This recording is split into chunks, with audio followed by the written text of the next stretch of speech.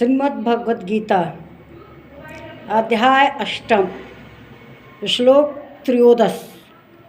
ओम श्री गणेशाय नमः। ओम श्री सरस्वत्यै नमः। अयम ब्रह्म अक्षर योगम अध्याय अस्ति। गीता अध्याय 8 श्लोक 13। श्री कृष्ण भगवान अर्जुन को बता रहे हैं कि कौन उन्हें प्रिय है और परम गति को प्राप्त करता है। तो ये अध्याय 8 का 13 श्लोक है। श्री कृष्ण भगवान कह रहे हैं, ओम इत्ते अक्षरम ब्रह्म व्यवहार मामनुस्मरन् यह प्रयाति तज्जे देहम स याति परमागति। कहते हैं कि जो मनुष्य ओम एक अक्षर आकार रूप ब्रह्म का उच्चारण करते हुए और इसके अर्थ स्वरूप निर्गुण ब्रह्म भगवान का चिंतन करते हुए, ब्रह्म कौन है? श्री कृष्ण भगवान, चिंतन करते हुए अपने शरीर का त्याग करता है, वह पुरुष परम गति को प्राप्त होता है। तो श्री कृष्ण भगवान यही बता रहे हैं कि परम गति को कौन प्राप्त करता है और किस प्रकार प्राप्त करता है। वे कहते हैं कि प्राण एकदम मूर्धन स्थान पर सिर के बीचों बीच स्थित करके और जो मन को हृदय में स्थापित कर ले, ओम का उच्चारण करे, फिर मेरा स्मरण कर इस शरीर को के प्राण को त्यागता है, वह परम गति को पाता है।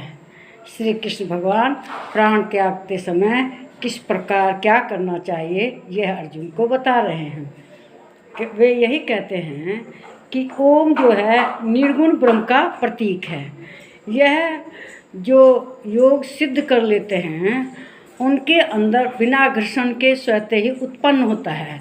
इसके लिए जीभ, गला आदि का सहारा नहीं करना पड़ता, यह स्वयं ही निकलता है।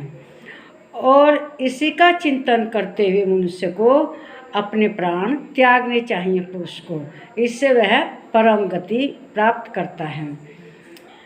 ओम एक अक्षर मतलब ब्रह्म का रूप है, यह अनहद है, यह सब निकलता है, स्वतः पैदा होता है।